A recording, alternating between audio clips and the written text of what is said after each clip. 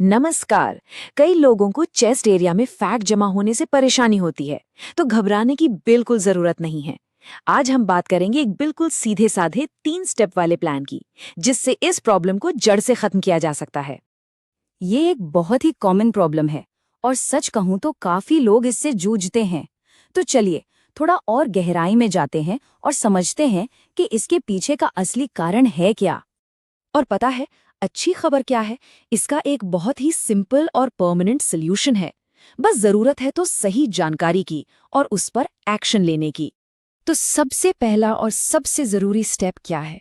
वो है असली प्रॉब्लम को पहचानना। मतलब क्या ये सिर्फ थोड़ा एक्स्ट्रा फैट है या फिर कोई मेडिकल कंडीशन तो नहीं? अच्छा, तो एक मेडिकल कंडीशन होती है जिसे कहते हैं गाइनोकोमेस्टिया। इसमें होता क्या है कि चेस्ट एरिया में खासकर निपल्स के आसपास एक हार्ड सी मतलब सख्त गांठ जैसी बन जाती है। तो फिर सवाल ये उठता है कि गाइनोकोमेस्टिया और नॉर्मल चेस्ट फैट में आखिर फर्क क्या है, और इन दोनों के बीच का अंतर समझना बहुत बहुत जरूरी है, क्योंकि सच तो ये है कि इसी से ज्यादातर टेंशन दूर हो जाती है। चलिए इन दोनों को आमने सामने रखकर देखते हैं। गाइनेकोमास्टिया में, जैसा मैंने बताया, एक सख्त गांठ होती है और वो भी ज्यादातर निप्पल्स के पास। इसके कारण क्या हो सकते हैं? स्टेरॉइड्स, बहुत ज्यादा शराब पीना या कुछ दवाइयां भी हो सकती हैं। वहीं दूसरी तरफ जो नॉर्मल चेस्ट फैट होता है वो छूने में एकदम सॉफ्ट होता है और वो पूरे चेस्ट पर फैला होता है। और इसका कारण ज्यादातर मामलों में खराब डाइट और लाइफस्टाइल ही होता है। और अब आती है सबसे बड़ी और अच्छी खबर। वो ये कि गाइनेकोमेस्टिया असल में एक रेयर कंडीशन है। मतलब ये ज्यादा लोगों को नहीं होती। ज्यादातर मामलों में जो प्रॉब्लम लोग महसूस करते हैं वो असल में सिर्फ और सिर्फ नॉर्मल चेस्ट फैट ही होता है। और इसका सीधा सीधा मतलब क्या हुआ? इसका मतलब ये कि इसे ठीक करने के लिए किसी डॉक्टर या सर्जरी की जरूरत है ही नहीं। सिर्फ अपनी लाइफस्टाइल में कुछ सही बदलाव करके इसे पूरी तरह से ठीक किया जा सकता है। तो चलिए अब उस सोल्यूशन की बात करते हैं। ये एक बहुत ही सीधा साधा 3 स्टेप का प्लान है जो इस प्रॉब्लम को परमानेंटली खत्म करने का रास्ता दिखाता है। तो इस प्लान में 3 हिस्से हैं। पहला है ओवरऑल बॉडी फैट को कम करना, दूसरा है चेस्ट की मसल्स को बनाना, और तीसरा टेस्टोस्टेरोन को बूस्ट करना। चलिए अब एक एक करके इन तीनों को समझते हैं। तो चलिए शुरू करते हैं पहले और सबसे जरूरी स्टेप से, पूरे शरीर का फैट कम करना। देखिए यही इस पूरे सोल्यूशन की नींव है, इसका बेस है। यहाँ पर एक बहुत बड़ा मिथ, एक गलतफहमी दूर करना जरूरी है। कई लोगों को लगता है कि शरीर के किसी एक हिस्से से फैट कम किया जा सकता है, लेकिन सच ये है कि स्पॉट रिडक्शन नाम की कोई चीज होती ही नहीं है। तो बात सीधी सी है, अगर चेस्ट से फैट घटाना है तो पूरे शरीर का ओवरऑल बॉडी फैट परसेंटेज कम करना ही पड़ेगा।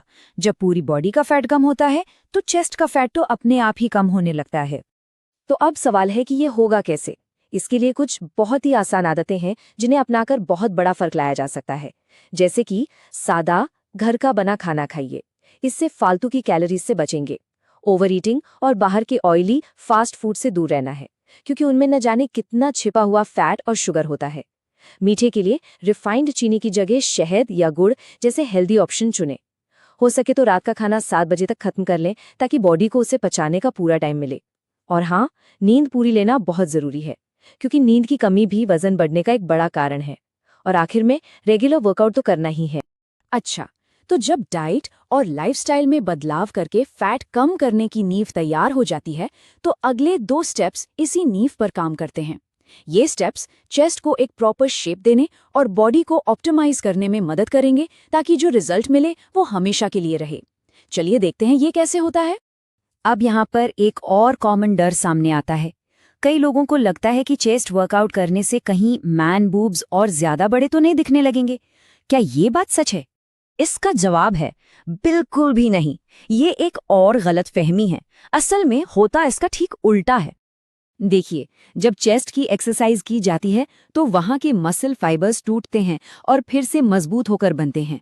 उस एरिया में ब्लड सर्कुलेशन बढ़ता है और चेस्ट को एक प्रॉपर मस्कुलर शेप मिलती है। इसीलिए चेस्ट वर्कआउट करना बहुत ज्यादा जरूरी है। और अब आता है हमारा तीसरा और आखिरी स्टेप, टेस्टोस्टेरोन को नेचुरली बूस्ट करना। देखिए, बॉडी में हर चीज एक दूसरे से जुड़ी हुई है। जब टेस्टोस्टेरोन का लेवल कम होता है तो पुरुषों के लिए फैट घटाना और मुश्किल हो जाता है। तो इसे नेचुरली बढ़ाने के 3 सबसे बढ़िया तरीके हैं।